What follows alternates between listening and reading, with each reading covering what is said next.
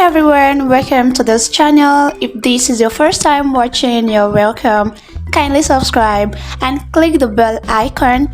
This will allow you to be notified whenever I drop a new video.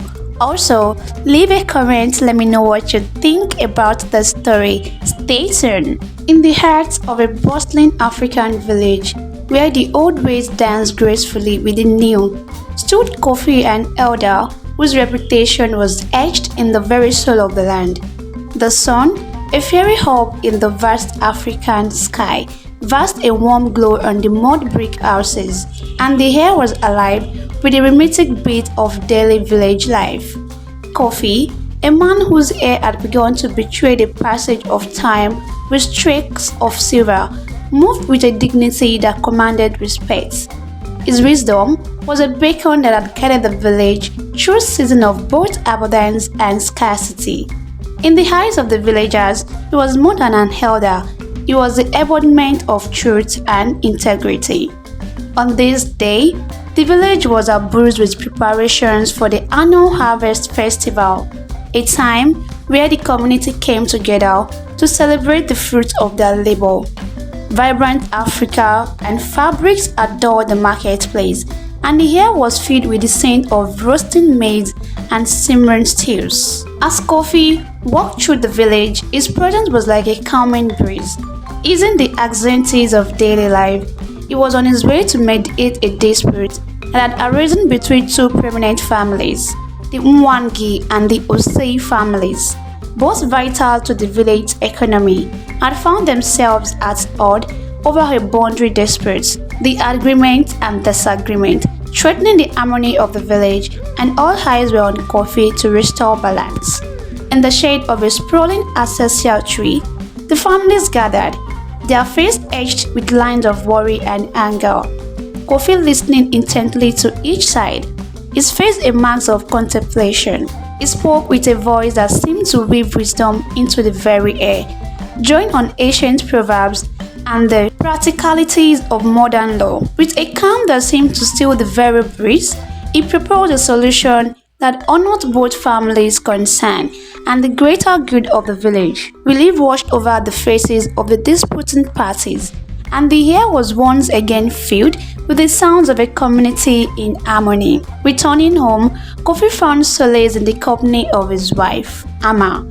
She was a quiet strength behind his resolve, a woman whose wisdom rivaled his own. Together, they were the roots that kept the village grounded. The home was modest, filled with mementos of a life spent in service of their community. That evening, as the sun dipped below the horizon, painting the sky in hues of orange and purple, Kofi sat under the stars, reflecting on the day. The festival was drawing near, and he felt a sense of pride in the unity of his village. Little did he know, a storm was brewing on the horizon, a whisper in the wind that would challenge everything he stood for. The night air was filled with the distant sound of drum beats, a reminder that in the heart of Africa, life was a dance of joy and sorrow, of truth and lies.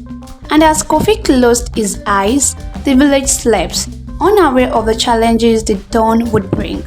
As the sun rose over the village, painting the sky in a tapestry of gold and crimson, a new day began with its usual vibrancy. Children played in the narrow dirt paths, their laughter echoing through the air, while women balanced baskets of fruit on their heads, gracefully navigating the bustling markets. Men gathered in small groups, discussing the day's work with animated gestures. Amidst this everyday symphony of village life, Kofi started his day with a sense of contentment, unaware of the storm that was brewing beneath the calm surface. On the outskirts of the village, near the whispering fields of maize and millet, young Kwame, a lad known for his curious nature and tendency to eavesdrop, lingered near Kofi's house. He was drawn there by the allure of the respected elder's wisdom, hoping to catch snippets of knowledge and advice. However, this morning, his innocent curiosity led him to a dangerous precipice. Through the half-open window, Kwame overheard fragments of a conversation between Kofi and a visiting friend from a neighboring village. The words were muffled, and Kwame's understanding, limited by his youth and the distance, twisted the contest. What he heard was a concoction of half-truth and assumption, phrases about a land dispute, an argument beneficial to Kofi, and laughter that seemed to Kwame's inexperienced ear tinged with conspiracy. Kwame, fueled by the excitement of his perceived discovery, rushed back to the village.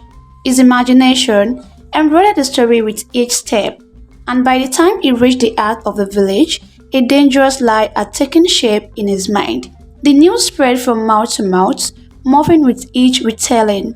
Kofi has been deceitful in a land deal, while whispered, he has betrayed our trust, others said. The story took on a life of its own growing turn as it traveled through the village. Kofi, meanwhile, remained blissfully ignorant of the storm gathering around him. He spent his days, as he always did, offering counsel, sharing wisdom, and preparing for the upcoming harvest festive. His heart was light, and his intentions were pure, a stark contrast to the dark cloud of rumor that began to cast a shadow over his reputation. As the day wore on, the whisper grew louder, yet still, they did not reach Kofi's ear. The respect the villagers had for him created a reluctant barrier.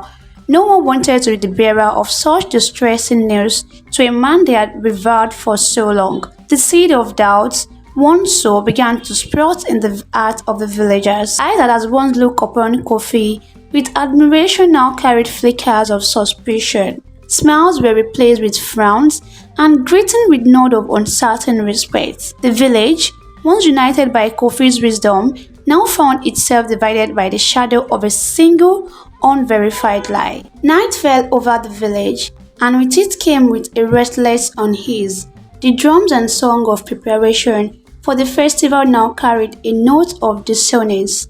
Under the blanket of stars, the village that once paused with harmony and trust now troubled with the silent beat of doubt and suspicion, all because of a whisper in the wind, a lie that threatened to undo the very fabric of truth upon which Kofi had built his life. The dawn in the village broke with an uneasy silence, a stark contrast to the usual symphony of bustling life.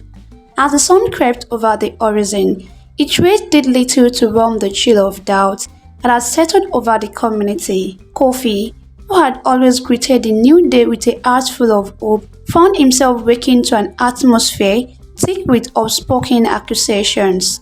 The rumor, now a serpent slithering through the village, had coiled itself around every conversation, every glance. Kofi, obviously to the undercurrent, set about his day with a sense of purpose. However, he couldn't help but notice the subtle changes in the villagers' behavior. The warm smile that once greeted him were replaced by a cautious nod, and the usual throng of people seeking his counsel had trodden to a mere trickles. Confusion clouded Kofi's mind as he walked through the village. The paths, once welcoming, now felt like a labyrinth of cold tears and hushed whispers. The sense of alienation grew with each step, a stark contrast to the inclusiveness he had always fostered. At home, the impact of the lie began to manifest more personally. Kofi's family, particularly his wife, Amal, faced the brunt of the village's growing mistrust. Amal, once respected as the elder's wife, now found herself the subject of sidelong glances and unspoken judgments. The market, where she had always been greeted with caramedia, now felt like a battleground where every transaction was tinged with suspicion. The gravity of the situation finally hit Kofi when Amma comforted him. Her eyes, usually pools of warmth, were clouded with concern. "Kofi," she said, her voice is a mix of worry and frustration. "The village speak of things, unsettling things about you. They said you have been dishonest in a land dispute. What is this shadow that falls upon our house?" Kofi stood there, stunned as if the ground beneath him had shifted. The idea that his integrity, the very sense of his being, was being questioned shocked him to his core. He had spent his life building a legacy of truth and fairness, and now it seems to crumble before his eyes. He tried to piece together the fragment of the rumor to trace its origins, but it was like trying to grasp smoke. The more he reached for answers, the more exclusive they became. The realization that he had become a stranger in his own village, an outcast in his own home, was a bitter pill to swallow. As the day passed, the lie grew thorns and roots, embedding itself deeply into the village psyche Kofi. Kofi's decisions, once accepted as wise and fair, were now scrutinized and doubted. The harmonious rhythm of the village was disrupted, replaced by a discordant melody of suspicion and rumor. The once revered elder found himself waking a part of isolation, his every move watched with skeptical eyes. The respect he had garnered over the years evaporated like morning dew under the scorching sun of doubt. Kofi, who had always stood as a pillar of truth, now found himself lost in a fog of mistrust, struggling to find a way to clear his name and restore the balance that had been the heartbeat of his beloved village. The village, once a tapestry of unity and tradition, now seemed like a canvas of fragmented colors, each stroke tinted by the growing mistrust in Kofi's character. The elder, who had walked the path with pride and dignity, now traversed them with a heavy heart, feeling the weight of unspoken accusations in every gaze that met his. The situation reached a critical point when the Council of Elders, a group that had always stood by Kofi, convened a meeting. The air was thick with tension as Kofi entered the hut where the council gathered.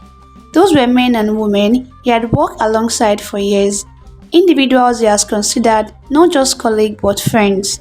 Now, their eyes held a mixture of sadness and suspicion, a reflection of the turmoil that had gripped the village. The council, after more deliberation, came to a painful decision. With voices tinged with regret, they asked Kofi to step down from his role as an elder. The lie had grown into a monster that overshadowed all the good he had done, casting a long dark shadow over his eyes of service. Kofi listening, a storm of emotion raging within him. Disbelief, anger, was above all a profound sense of betrayal. Leaving the council hut, Kofi felt as if he was walking in a trance. The village around him seemed alien, a place where he had lived his whole life, yet now felt like a stranger. The whispers that had once been like a distant wind were now like ghosts buffeting him from all sides. He found himself wandering to the outskirts of the village, to a place where the bush began to reclaim the land. Here, under the vast African sky, Kofi allowed himself to feel the full extent of his sorrow and frustration. He looked up at the stars, seeking the same guidance they had provided him throughout his life. But that night, they seemed to flicker with uncertainty, mirroring the turmoil in his heart. In the following days, Kofi embarked on a journey of introspection. He walked the path of his roots, revisited the landmarks of his life, and spent long hours in the solitude of nature.